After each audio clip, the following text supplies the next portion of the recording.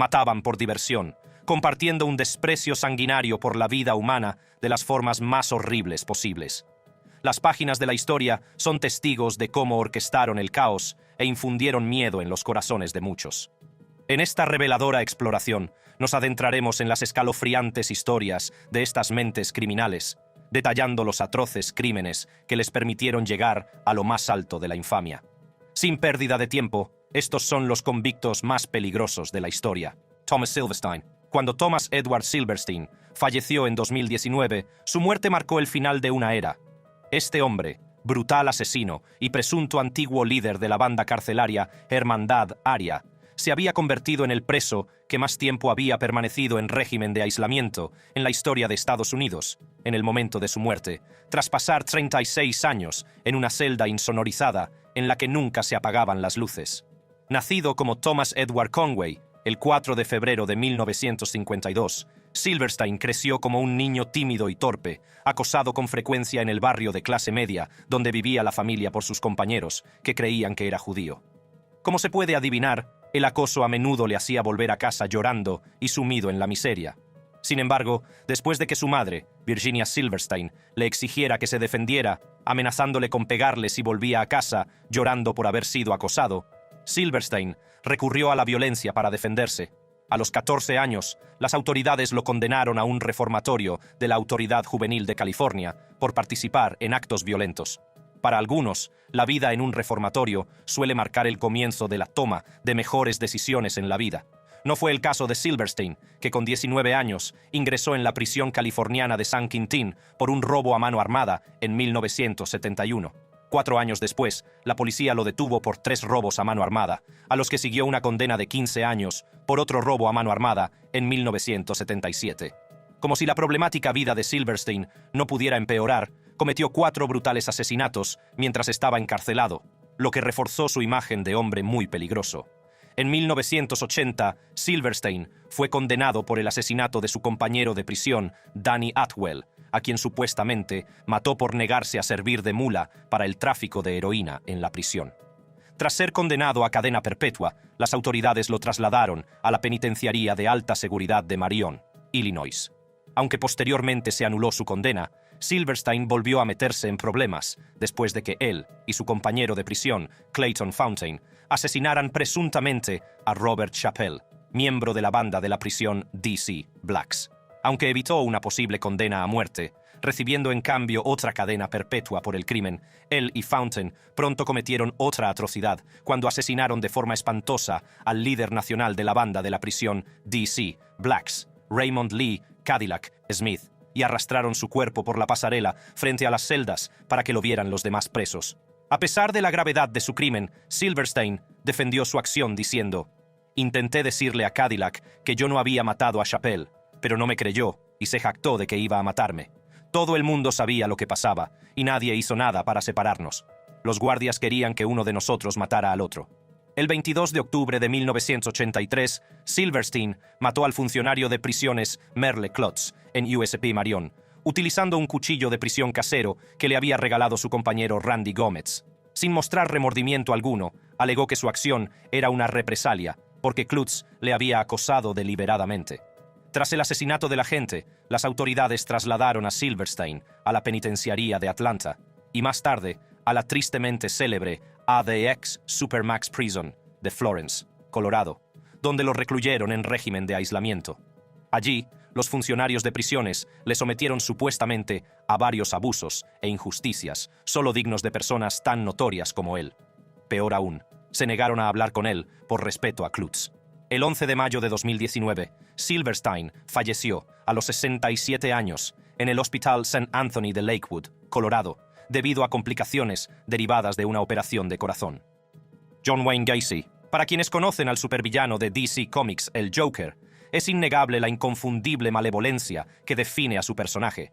Bueno, ese Joker solo existe en las obras de ficción. Pero, ¿sabías que existió un Joker real que infundía miedo a mucha gente? Conoce a John Wayne Gacy, el payaso asesino de la vida real, que cometer crímenes atroces era su deporte favorito. Este asesino en serie y delincuente sexual estadounidense violó, torturó y asesinó al menos a 33 jóvenes y niños en Norwood Park, Chicago, mientras actuaba como payaso en la ciudad. Lo que hace que sus crímenes sean tan atroces es la horrenda forma en que todos ellos ocurrieron en su casa, estilo rancho. Normalmente atraía a sus víctimas a su casa, convenciéndolas de que se esposaran con la excusa de mostrarles un truco de magia. A continuación, violaba y torturaba a las víctimas antes de acabar con sus vidas, utilizando métodos como la asfixia o el estrangulamiento. Antes de convertirse en el despiadado payaso asesino, Gacy sufrió abusos físicos de niño a manos de su padre, mientras un amigo de la familia abusaba sexualmente de él. Alrededor de abril de 1962, se marchó de casa a Las Vegas, donde se convirtió en empleado de la funeraria Palm. Mientras trabajaba, Gacy se metió una vez en el ataúd de un adolescente muerto, abrazó y acarició el cuerpo antes de experimentar una sensación de shock. La experiencia le llevó a regresar a casa de sus padres en Chicago antes de unirse a los Jaycees locales. En 1964 fue víctima de abusos sexuales por parte de un colega que le llevó borracho a su casa durante su estancia en los Jaycees de Springfield. Cabe decir que ambos incidentes le expusieron a la homosexualidad, dando forma a sus posteriores indulgencias y delitos. Tras casarse con Marlene Myers, con la que tuvo 2 hijos, y convertirse en gerente de KFC, Gacy se unió a los Jaycees de Waterloo, involucrándose profundamente en el abuso de drogas, la pornografía, la prostitución y el intercambio de esposas con otros colegas. No pasó mucho tiempo antes de que empezara a violar a varios adolescentes varones, hasta que la policía lo detuvo y lo acusó de sodomía e intento de agresión, aunque Gacy negó públicamente haber cometido delito alguno, insistiendo en que los cargos tenían motivaciones políticas. El 7 de noviembre de 1968 se declaró culpable de un cargo de sodomía y fue condenado a 10 años de prisión. Tras obtener la libertad condicional en 1970, regresó a Chicago. A pesar de sus promesas de buena conducta, se embarcó en una oleada de asesinatos a partir de 1972, que solo cesó tras su detención en diciembre de 1978. Tras la detención, Gacy confesó haber matado al menos a 30 jóvenes, entre ellos a Robert Piest, de 15 años, al que estranguló. El 6 de febrero de 1980 fue juzgado por 33 asesinatos en el condado de Cook, Illinois, ante el juez Louis Garipo. Durante el juicio, la defensa presentó a Gacy como un demente cuyas acciones estaban motivadas por su demencia. Sin embargo, la acusación sostuvo que estaba cuerdo y controlaba totalmente sus actos. El 12 de marzo de 1980, el jurado lo declaró culpable de 33 asesinatos y lo condenó a muerte por cada asesinato cometido. Aunque Gacy apeló varias veces su condena a muerte mientras estaba en el corredor de la muerte del Centro Correccional de Menard, donde permaneció aislado, el psicópata diagnosticado, que nunca expresó remordimiento alguno por sus crímenes, fue ejecutado mediante inyección letal en el Centro Correccional de Stateville el 9 de mayo de 1994. Para su última comida, Gacy pidió un cubo de KFC, una docena de gambas fritas, patatas fritas, fresas frescas y una Coca-Cola Light. Demasiada comida para un moribundo, ¿verdad? Siguiente. Joaquín El Chapo Guzmán. Cuando se habla de poderosos capos de la droga, a menudo se piensa en Pablo Escobar como principal ejemplo. Sin embargo, hay otro nombre, Joaquín Archibaldo Guzmán Loera, que destaca por su audacia, astucia y larga influencia en el tráfico de drogas. Si por algo existe ADX Florencia, es por gente como él, cuya notoriedad al más alto nivel del submundo criminal no tiene parangón. Nacido el 4 de abril de 1957 en el seno de una familia de bajos ingresos en la zona rural de La Tuna, municipio de Badiraguato, estado de Sinaloa, México, Guzmán adquirió renombre por su implacable reinado sobre el cártel de Sinaloa y sus audaces fugas de prisiones de alta seguridad. Apodado El Chapo, por su físico bajito y estoico, Guzmán tuvo una infancia difícil marcada por la pobreza. De pequeño vendía naranjas y abandonó la escuela para trabajar con su padre, lo que le dejó en una situación de analfabetismo funcional. Debido a las escasas oportunidades de empleo en su ciudad natal, empezó a cultivar adormidera, teniendo su propia plantación de marihuana a los 15 años, y utilizaba el dinero que ganaba con la venta de marihuana para mantener a su familia.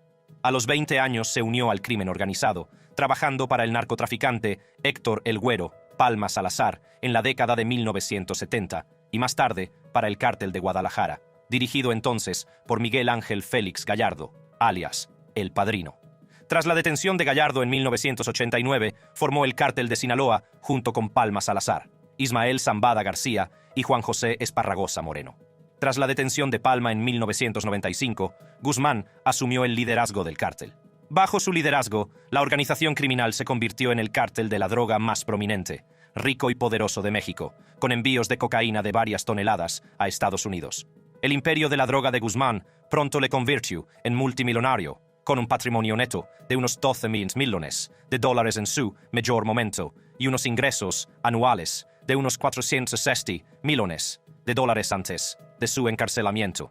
Durante sus años libres, Guzmán tenía predilección por la violencia. Mataba a cualquiera que se interpusiera en su camino para alcanzar su objetivo, a veces incluso por la más mínima razón. Por ejemplo, si alguno de sus cargamentos de droga no llegaba a tiempo, Guzmán simplemente mataba al contrabandista de un tiro en la cabeza. Mantenía y a menudo enviaba despiadados escuadrones que sembraban el caos por todo México, matando a miles de personas, incluidos civiles de a pie, miembros de bandas rivales, funcionarios estatales, policías y soldados. Entre sus asesinos más potentes se encontraba Melissa Margarita Calderón Ojeda, que presuntamente mató a más de 200 personas. Capturado por primera vez en Guatemala en 1993, las autoridades mexicanas lo condenaron a 20 años por asesinato y narcotráfico. En 2001, se fugó de la prisión máxima de Puente Grande tras sobornar a varios guardias de la prisión. Su fuga dio lugar a que las autoridades estadounidenses y mexicanas ofrecieran una recompensa combinada de 8,8 millones de dólares por información que condujera a su captura. En 2014, las fuerzas mexicanas lo detuvieron, pero volvió a fugarse en 2015 a través de un túnel excavado por sus socios en su celda. Tras recapturarlo el 8 de enero de 2016, las autoridades mexicanas lo extraditaron a Estados Unidos un año después. En 2019, el juez Brian Cogan lo condenó a cadena perpetua. Actualmente encarcelado en ADX Florence, los informes sugieren que podría estar planeando una fuga de la instalación Supermax, aunque Escobar supuestamente amasó un patrimonio neto estimado de 30,000 millones de dólares en el momento de su muerte. Para comparar, los medios de comunicación estadounidenses apodaron a Guzmán el mayor capo de la droga de todos los tiempos, mientras que la DEA estadounidense estima firmemente que su influencia y alcance superaron a los de Escobar. Eileen Carol Wuornos, no creas que solo los hombres pueden cometer crímenes tan atroces, dignos de ganarse un puesto en la lista de los convictos más peligrosos de la historia, porque algunas mujeres han cometido atrocidades peores de las que puedas imaginar. Una de ellas fue Eileen Carol Wuornos, una asesina en serie que asesinó espantosamente a muchos hombres entre 1989 y 1990. La naturaleza de sus crímenes era tan atroz que estremecía a cualquiera que escuchara sus historias. Habla de su infancia y de las circunstancias que forjaron su futuro en el lado equivocado de la ley. Wuornos nunca conoció a su padre criminal mientras crecía, ya que su madre, Diane Wuornos, se divorció de él antes de que ella naciera. En enero de 1960, cuando tenía casi 4 años, Diane los abandonó a ella y a su hermano con sus abuelos, Laurie y Britta Wuornos, que los adoptaron legalmente. Ambas abuelas eran alcohólicas, a las que poco les importaba criar bien a los niños. A los 11 años, Wuornos empezó a mantener relaciones sexuales en la escuela a cambio de comida, drogas y cigarrillos. En 1970, un amigo de la familia la violó y la dejó embarazada con solo 14 años. El 23 de marzo de 1971, dio a luz a un niño, que más tarde dio en adopción. Debido a su tumultuosa educación, su vida tomó un rumbo oscuro e incierto, que la llevó a la autodestrucción. Tras abandonar los estudios y ser perseguida por su abuelo, que la maltrataba, se dedicó a la prostitución para mantenerse. Durante este tiempo, empezó a tener problemas con la ley, lo que la llevó a varias detenciones. Peor aún, mató brutalmente a 7 hombres en 12 meses. La primera víctima de Wuornos fue el propietario de una tienda de electrónica, Richard Charles Mallory, de 51 años, al que disparó varias veces el 30 de noviembre de 1989. 2 días después del asesinato, un ayudante del sheriff del condado de Volusia encontró el vehículo abandonado de Mallory. Tras una investigación, la policía descubrió su cadáver bajo una alfombra en el bosque. Según declaró posteriormente, Mallory pretendía violarla, golpearla y sodomizarla después de conducirla a una zona abandonada para prestarle servicios sexuales. Por ello, lo mató en defensa propia. Sin embargo, no se detuvo en su asesinato. Asesinó al trabajador de la construcción David Andrew Spears, de 47 años, disparándole 6 veces con una pistola. El siguiente en la lista fue Charles Edmund Carskadon, de 40 años, trabajador a tiempo parcial de un rodeo, al que disparó 9 veces con un arma del calibre 22 antes de huir con su coche. Además, mató a 4 clientes varones de edades comprendidas entre los 50 y los 65 años, de maneras horribles que desafiaban las expectativas convencionales para cualquier mujer. Los agentes detuvieron a Wuornos en el bar de moteros The Last Resort, en el condado de Volusia, Florida, el 9 de enero de 1991. El 14 de enero de 1992 comenzó el juicio de Wuornos por el asesinato de Mallory. El 16 de enero confesó 7 asesinatos. Sin embargo, se declaró inocente de asesinato, alegando que solo actuó en defensa propia. A pesar de sus afirmaciones, el jurado la condenó por el asesinato de Mallory el 27 de enero de 1992. Cuando se anunció el veredicto, Wuornos, alterada, gritó: «¡Me violaron! Espero que os violen a vosotros, escoria de América». 4 días después del veredicto, fue condenada a muerte. El 31 de marzo de 1992, Wuornos se declaró inocente de los asesinatos de 3 de sus víctimas, diciendo que quería reconciliarse con Dios. Entre junio de 1992 y febrero de 1993, se declaró culpable de 2 asesinatos, recibiendo un total de 6 condenas a muerte por asesinato en primer grado. El 9 de octubre de 2002, las autoridades ejecutaron a Wuornos mediante inyección letal. Ted Bundy, juez Edward Douglas Coward, Tribunal de Circuito del Condado de Dade, 31 de julio de 1979. El tribunal considera que ambos asesinatos fueron realmente atroces y crueles, y que fueron extremadamente perversos, escandalosamente malvados, viles y el producto de un designio para infligir un alto grado de dolor y total indiferencia por la vida humana. No todos los asesinos en serie llevan caras feas, ya que algunos, como Ted Bundy, tienen exteriores encantadores que enmascaran la vil oscuridad de su interior. Entre 1974 y 1978, este hombre, que respondía a muchos nombres, asesinó descaradamente a unas 36 mujeres en 7 estados de Estados Unidos. Nacido como Theodore Robert Bundy el 24 de noviembre de 1946, no era el típico asesino en serie. Era inteligente, carismático y guapo. Estas cualidades le permitieron ganarse la confianza de sus víctimas e incluso de quienes más tarde investigaron sus crímenes. Su buena apariencia y su comportamiento suave le convirtieron en la última persona de la que se sospecharía que era un asesino a sangre fría. El primer reinado de terror documentado de Bundy comenzó en Seattle, Washington. El 4 de enero de 1974, entró en el sótano del apartamento de Karen Sparks, de 18 años, y la apaleó sin pensar con una barra metálica del somier antes de agredirla sexualmente con la misma barra. Aunque sobrevivió a la terrible experiencia, el alcance de sus lesiones le causó daños cerebrales permanentes, con una importante pérdida de visión y audición. Bundy asesinaría posteriormente a otras 7 mujeres entre Washington y Oregon, y a 5 en Utah.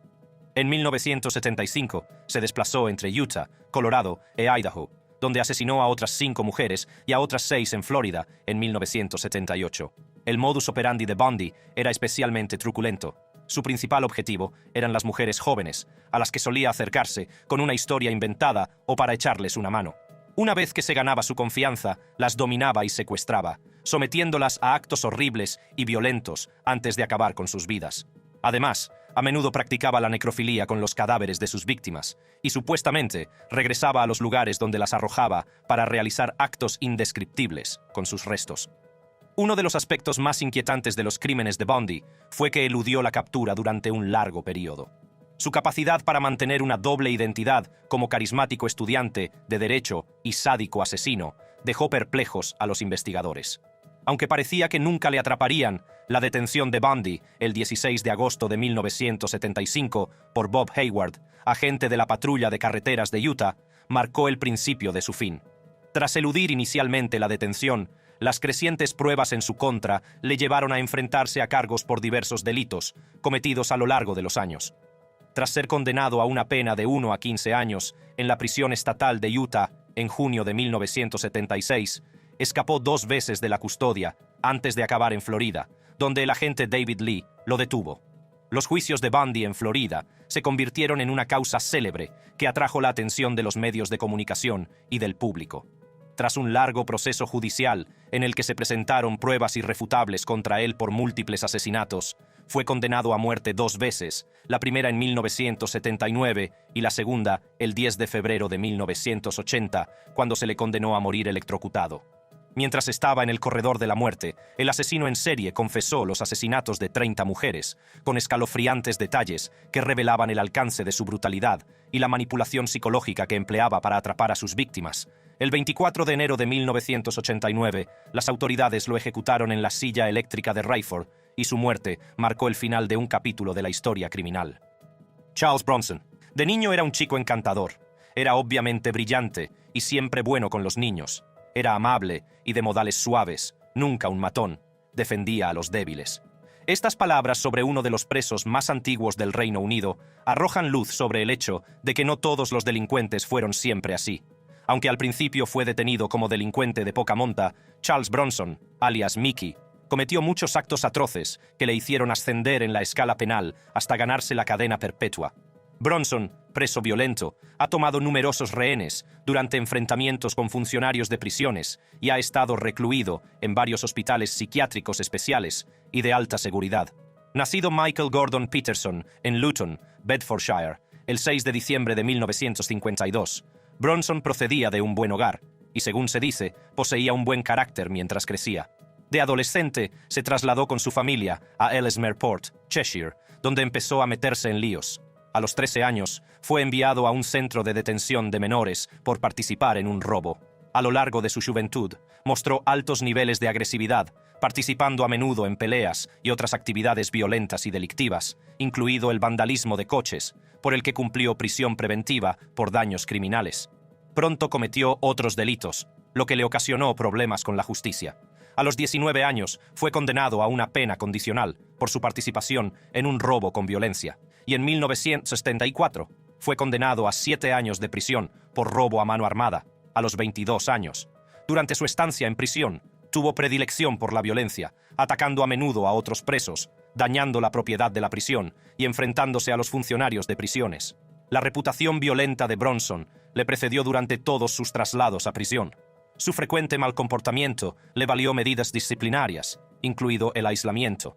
También se le prolongaron varias veces las penas de prisión y fue trasladado entre varias prisiones inglesas entre 1975 y 1977. En Wandsworth, intentó envenenar a un preso de la celda contigua a la suya y amenazó de muerte a un funcionario de prisiones antes de ser aislado por intentar escapar de su celda. Pronto, Bronson se volvió suicida. En 1978, estuvo a punto de estrangular al violador y asesino de niños John White antes de que lo detuvieran. En el hospital Broadmoor, volvió a intentar estrangular, esta vez a su compañero Gordon Robinson. En 1982, Bronson realizó 3 protestas en azoteas, en las que dañó propiedades de la prisión valoradas en miles de dólares. En junio de 1984, estando en el hospital Ashworth, apuñaló con una botella de salsa a un paciente que se le insinuó sexualmente. Solo en 1986 fue trasladado 8 veces, incluida la prisión de Gartree, donde permaneció aislado durante el resto de su condena. Solo 69 días después de su puesta en libertad, en 1987, volvió a prisión por robar en una joyería. Sus tendencias violentas nunca cesaron, ya que se enfrentó a otros presos y a funcionarios de prisiones, llegando incluso a tomar como rehén a un subdirector de la prisión. En 1992, las autoridades lo pusieron en libertad, pero el 25 de febrero de 1993 volvieron a detenerlo por conspiración para robar y posesión de una escopeta. Declarado culpable de intento de robo, recibió una condena de 8 años, que comenzó con 40 días desnudo en régimen de aislamiento en la prisión HM de Wakefield. Sus actos violentos siguieron aumentando. Cometió suficientes faltas como para acumular condenas adicionales, incluida una cadena perpetua discrecional en 2000. En 2019, una junta de libertad condicional le denegó la libertad condicional, mientras que otra también se la denegó en marzo de 2023, diciendo que no estaba convencida de que fuera apto para ser puesto en libertad. Dennis Rader, apodado BTK, acrónimo de Bind, Torture and Kill, atar, torturar y matar. Dennis Lynn Rader es un asesino en serie estadounidense que cumple actualmente 10 cadenas perpetuas consecutivas con un mínimo de 175 años en el correccional de El Dorado por matar al menos a 10 personas entre 1974 y 1991. Nacido el 9 de marzo de 1945 en Pittsburgh, Kansas, Raider creció teniendo una relación problemática con su madre. Según él, ella era la que más le ignoraba cada vez que él buscaba la atención de sus padres, lo que le llevó a estar resentido con ella por ello. Ambos padres trabajaban muchas horas, lo que les dejaba a él y a sus 3 hermanos con poca interacción parental. De pequeño, albergaba fantasías sexuales sádicas sobre torturar a mujeres atrapadas e indefensas, y le encantaba torturar, matar y ahorcar a animales pequeños. De forma inquietante, exteriorizaba fetiches sexuales de voyeurismo y asfixia autoerótica, encontrando a menudo placer en atarse con cuerdas y otros materiales mientras se masturbaba. Además, tenía la costumbre de espiar a sus vecinas, a veces vestido con ropa de mujer. Sorprendentemente, muchos de los que conocieron a Raider lo recuerdan como un chico normal y educado. Se puede decir con seguridad que mantuvo ocultas sus tendencias oscuras durante sus primeros años, hasta que se graduó en el instituto, sirvió en las Fuerzas Aéreas de EEUU y se casó. Sin embargo, solo 3 años después de casarse, afloraron sus tendencias sádicas. El 15 de enero de 1974, Raider cometió sus primeros asesinatos documentados contra 4 miembros de la familia Otero en Wichita, Kansas. Asfixió a Joseph Otero, de 38 años, y a Joseph Otero Jr., de 9, con una bolsa de plástico. Para los demás, eligió métodos diferentes. Estranguló con una cuerda a Julie Otero, de 33 años, y ahorcó con un lazo a la pequeña Josephine Otero, de 11 años. 3 meses después, el 14 de abril, Raider irrumpió en la casa de Catherine Doreen Bright, de 21 años, y la apuñaló varias veces porque ella forcejeó demasiado cuando él intentó estrangularla. El hermano de Doreen, de 19 años, tampoco se salvó. Raider lo estranguló y le disparó en la cabeza antes de escapar. En marzo y diciembre de 1977, mató a Shirley Ruth Relford, de 25 años, y a Nancy Fox, de 25, en sus casas de Wichita. Al día siguiente de matar a Fox, informó fríamente a la policía de dónde podían encontrar su cadáver. Deseoso de reconocimiento, Raider envió una carta a una cadena de televisión a principios de 1978, en la que confesaba los asesinatos y solicitaba que se dirigieran a él con varios nombres, entre ellos BTK. Más tarde, se burló de los medios de comunicación en otra carta, en la que preguntaba: ¿a cuántos tengo que matar para que aparezca mi nombre en los periódicos o reciba cierta atención nacional? Aunque alegó motivaciones similares a las de Ted Bundy, Raider continuó su racha de asesinatos y se cobró 3 vidas más entre 1985 y 1991. Varias víctimas potenciales consiguieron eludirle, mientras que la policía cree que estuvo implicado en otros asesinatos no verificados. Hasta febrero de 2005 no se detuvo a Raider, debido principalmente a sus propios errores y no a los meticulosos esfuerzos de las fuerzas de seguridad. El 27 de junio, día en que estaba previsto que comenzara su juicio, Raider, entonces conocido como el estrangulador BTK, se declaró culpable de múltiples cargos de asesinato y mostró una inquietante falta de arrepentimiento o remordimiento al detallar sus crímenes. Como en Kansas no existía la pena de muerte cuando cometió los asesinatos, el 18 de agosto de 2005 le impusieron 10 cadenas perpetuas consecutivas. Al día siguiente, las autoridades lo trasladaron al centro penitenciario de El Dorado, donde inicialmente pasó un tiempo en régimen de aislamiento. Nico Allen Jenkins. En los anales de la historia criminal, Nico Allen Jenkins destaca como una escalofriante encarnación de la hostilidad y la violencia. Su historia es un relato perturbador que se desarrolla como una película de terror, con crímenes horripilantes, una psique retorcida y una serie de acontecimientos que conmocionarían incluso a las mentes más endurecidas. Antes de los asesinatos de 2013, que lo llevaron al Centro de Atención Nacional, Jenkins tenía un historial delictivo problemático. Criado en una familia disfuncional en Omaha, Nebraska, y diagnosticado con una enfermedad mental, tenía un largo historial delictivo, incluyendo condenas por posesión de armas, asalto, robo y robo de coches. A los 15 años, Jenkins fue condenado a 21 años de cárcel por robo de vehículos. Mientras estuvo entre rejas, al parecer incitó a los disturbios y agredió a los guardias de la prisión. A pesar de su mala conducta, las autoridades lo pusieron en libertad tras cumplir 10 años y medio de su condena. Entre el 11 y el 21 de agosto de 2013, menos de 2 semanas después de su puesta en libertad, se embarcó en una matanza que se cobró la vida de 3 hombres y una mujer joven, todos brutalmente abatidos a sangre fría. Las primeras víctimas de Jenkins, Juan Uribe Pena y Jorge Cajiga Ruiz, fueron engañados para reunirse con 2 mujeres para un encuentro sexual. Sobre las 5:01 horas del 11 de agosto, un agente de patrulla descubrió sus cadáveres en una camioneta Ford blanca aparcada cerca de una piscina municipal, en la calle 18 con F, en Spring Lake Park. Ambos tenían disparos en la cabeza. El 19 de agosto, hacia las 7 de la mañana, el cadáver de Curtis Bradford, que posó con Jenkins para una foto de Facebook, publicada el día anterior, fue encontrado con 2 heridas de bala en el exterior de un garaje independiente situado en la calle 18 y Clark.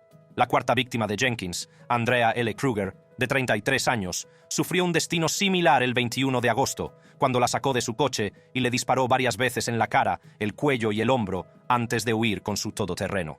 Sin duda, la brutalidad de los asesinatos conmocionó tanto a las fuerzas del orden como a la opinión pública. Después de que la policía detuviera inicialmente a Jenkins por un cargo no relacionado con amenazas terroristas, las investigaciones revelaron que había cometido los crímenes. El 3 de septiembre confesó haber cometido los 4 asesinatos, afirmando que los actos formaban parte de una ofrenda de sangre para apaciguar a Apophis, un antiguo dios serpiente egipcio. Tras la confesión, las autoridades le acusaron de 4 cargos de asesinato. Aunque cabría pensar que mostraría cierto remordimiento por sus transgresiones, Jenkins culpó a las autoridades del crimen e incluso demandó al estado de Nebraska por haberle excarcelado injustamente, lo que provocó los asesinatos. Además, declaró que sus problemas se debían a una enfermedad mental y que padecía esquizofrenia, trastorno bipolar y trastorno obsesivo-compulsivo. Incluso se comprometió a proteger el reino de Apophis con una brutalidad salvaje animal, en una serie de cartas fechadas el 3 de noviembre de 2013. El proceso judicial fue un espectáculo desgarrador, con Jenkins mostrando un comportamiento errático, a menudo despotricando, aullando y riendo, mientras los fiscales relataban los detalles de las muertes de sus víctimas. A lo largo del juicio, mantuvo que actuó bajo las órdenes de Apophis y no mostró ningún remordimiento por los asesinatos. En abril de 2014, el juez Peter Bataillon lo declaró culpable de los 4 asesinatos, y en mayo de 2017, un panel de 3 jueces lo condenó a muerte, junto con una sentencia de 450 años por cargos de armas relacionados con los asesinatos. Desde 2022, el asesino en serie condenado está encarcelado en el correccional de Nebraska, a la espera de su ejecución. Andrei Chikatilo. Muestran estas imágenes a un hombre inofensivo, sin ninguna preocupación por cometer el mal en este mundo. No. Y no deje que ese rostro inocente y esa risa le engañen, porque el hombre que está viendo es Andrei Romanovich Chikatilo. Por fuera, este hombre parecía un ciudadano soviético honrado, un exmilitar y un devoto padre de 2 hijos. Sin embargo, era un asesino brutal cuya infamia le valió los apodos de El Carnicero de Rostov, El Destripador de Rostov y El Destripador Rojo. Entre 1978 y 1990, Chikatilo agredió sexualmente, asesinó y mutiló al menos a 52 mujeres y niños en la RCS de Rusia, la RCS de Ucrania y la RCS de Uzbekistán. Más tarde confesó 56 asesinatos, aunque las autoridades soviéticas lo juzgaron por 53 asesinatos en abril de 1992, antes de condenarlo a muerte, en octubre de ese año. Nacido el 16 de octubre de 1936 en Yabluchne, Oblast de Sumy, RSS ucraniana, en una época en la que la colectivización forzosa de la agricultura por parte de Joseph Stalin provocó una hambruna en Ucrania, Chikatilo sufrió una dura infancia plagada de pobreza, hambre y guerra. En su adolescencia se convirtió en un ferviente comunista y un estudiante modelo que no pudo conseguir una beca en la Universidad Estatal de Moscú, por lo que se matriculó en una escuela de formación profesional para convertirse en técnico de comunicaciones.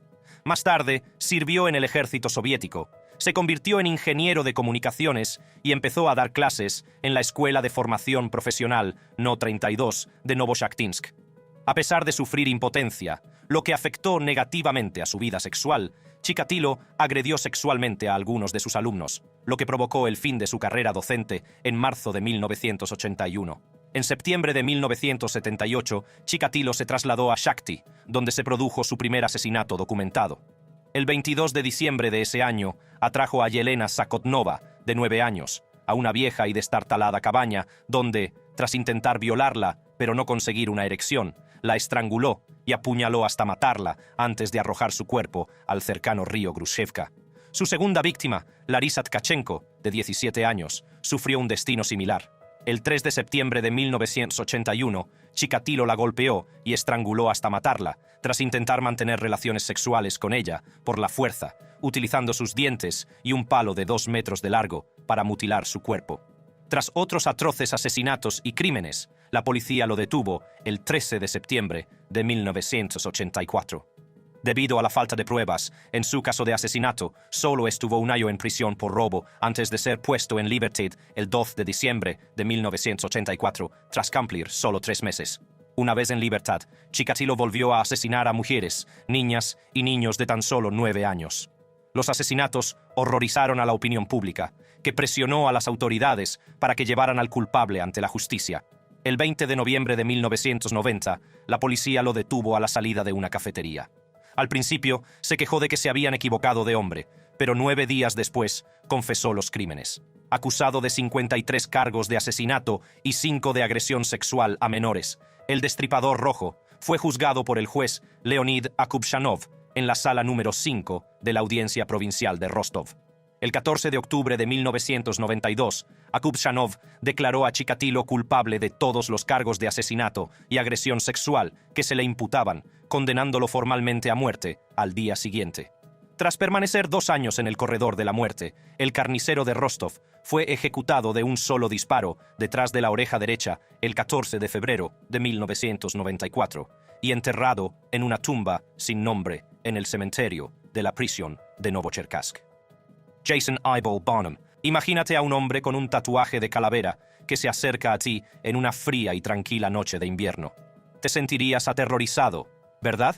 Se trata de Jason Barnum, un hombre que de poco le sirvió a la gente a la que robó y disparó durante sus años libres. Descrito como un hombre muy, muy malo, Barnum tiene un amplio historial delictivo que incluye el robo de viviendas para alimentar su adicción a la heroína, el robo de coches y disparos a un agente de policía. El 12 de septiembre de 2012, 3 agentes de policía de Anchorage estaban investigando robos y hurtos de coches. Mientras los agentes inspeccionaban un hotel, Barnum abrió fuego desde un cuarto de baño, hiriendo a un agente de policía antes de ser alcanzado en un brazo debido al fuego de respuesta. En el momento del incidente, acababa de regresar de cometer delitos, incluidos robos de coches y hurtos, alojándose en el Merrillfield Inn de Anchorage. Después de que los agentes encontraran un coche relacionado con los delitos en el aparcamiento del Inn, las imágenes de vigilancia les ayudaron a localizar la habitación en la que Barnum se encontraba con otras 2 personas. Una vez dentro de la habitación, esposaron a un hombre al descubrir una pistola robada. Los agentes oyeron a una mujer que fingía estar enferma, haciendo ruidos de vómitos dentro del cuarto de baño y le indicaron que saliera de él. Sin embargo, resultó que no estaba sola. En ese momento, Barnum abrió fuego desde el cuarto de baño, alcanzando al agente Daniel Tyne. Después de que los 2 agentes devolvieran el fuego, hiriendo a Barnum en el brazo derecho, lo detuvieron. Aunque el agente Tyne resultó herido, sus lesiones no ponían en peligro su vida. Volvió al trabajo pocos días después, tras recibir algunos tratamientos. El tiroteo del hotel no fue el primer roce de Jason Barnum con las fuerzas del orden. Antes, había sido condenado por 14 delitos, 4 de ellos graves. El 14 de septiembre de 2012, las autoridades procesaron a Barnum ante el juez Jack Smith del Tribunal Superior de Anchorage para que respondiera de un intento de asesinato y 2 delitos graves de agresión. Durante el juicio, Barnum reconoció que sus actos estaban motivados por la necesidad desesperada de mantener su adicción a la heroína. También explicó arrepentido que su vida delictiva se debía a su lucha por encontrar un lugar donde vivir tras su salida de prisión en 2010 y a su incapacidad para conseguir un trabajo debido a sus tatuajes dementes. Aunque Barnum se mantuvo reflexivo sobre sus actos durante el juicio y más tarde se declaró culpable de intento de asesinato, un cargo combinado de robo en primer grado y una falta de uso de armas en tercer grado, era, de todos modos, un hombre peligroso que merecía enfrentarse a la justicia por sus delitos. El 2 de enero de 2015 fue condenado a 22 años de prisión. Durante su audiencia de sentencia, Barnum dijo infamemente: «Todo el mundo sabe que no soy el tipo más agradable. Entiendo que lo que hice estuvo mal, y no puedo retirar nada de lo que hice. Lo he intentado, tío. Pido disculpas a la gente que se ha sentido herida por esto». Ni que decir, tiene que los terroríficos tatuajes de Barnum, que le valieron el apodo de Eyeball, globo ocular, bastaron para que muchos pensaran que era bastante malvado. Aunque los tatuajes no definen necesariamente a sus dueños, Los terroríficos dibujos faciales de Barnum, complementados con su personalidad criminal, debieron de convencer a muchos para juzgar a las personas con tatuajes, como los suyos, de ciertas maneras inquietantes. Rodney Alcala, no. No dejes que esa sonrisa te engañe haciéndote creer que es un buen hombre con un sentido de humanidad en su interior. Cuando Rodney James Alcala apareció en The Dating Game en 1978, nadie podía imaginar que se convertiría en uno de los asesinos en serie y agresores sexuales más despiadados de la historia. Este hombre, aparentemente bien intencionado y apuesto, con una sonrisa de $1 millón, disfrutaba estrangulando a sus víctimas hasta que perdían el conocimiento, esperando a que se reanimaran y repitiendo todo el proceso varias veces antes de matarlas finalmente. Durante su infancia, Alcala fue un estudiante académicamente dotado que recibió mucho apoyo de su familia.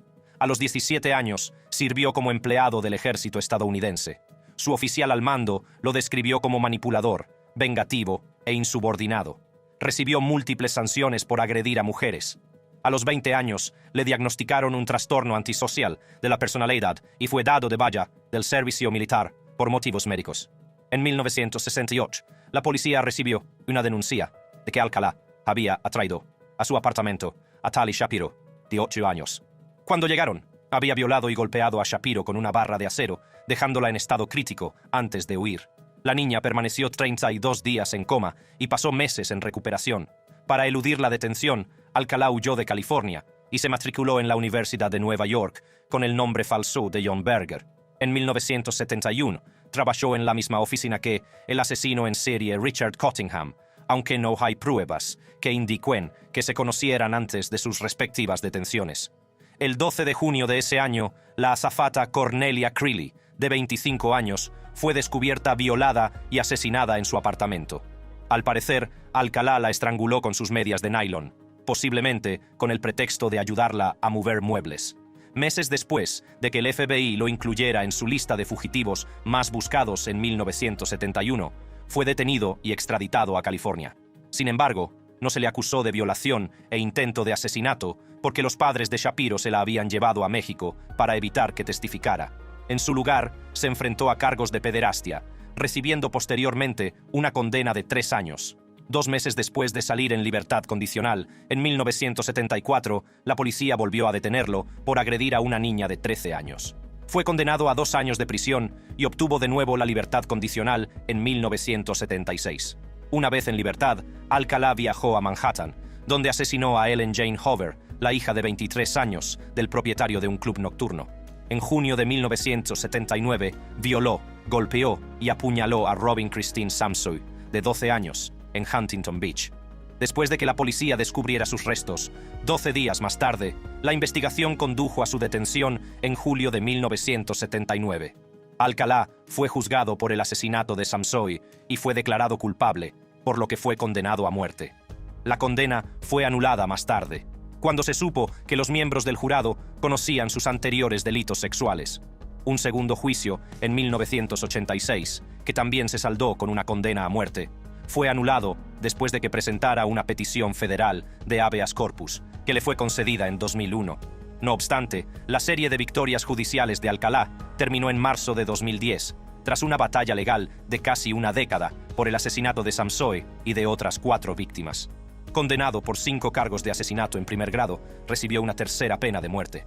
En 2011, un gran jurado de Manhattan lo acusó de otros 3 asesinatos, lo que le valió una condena adicional, en 2013, de 25 años, a cadena perpetua. El 24 de julio de 2021, Alcala, de 77 años, murió por causas naturales no especificadas. Aunque cometió 8 asesinatos confirmados, los informes sugieren que sus víctimas podrían haber sido hasta 130.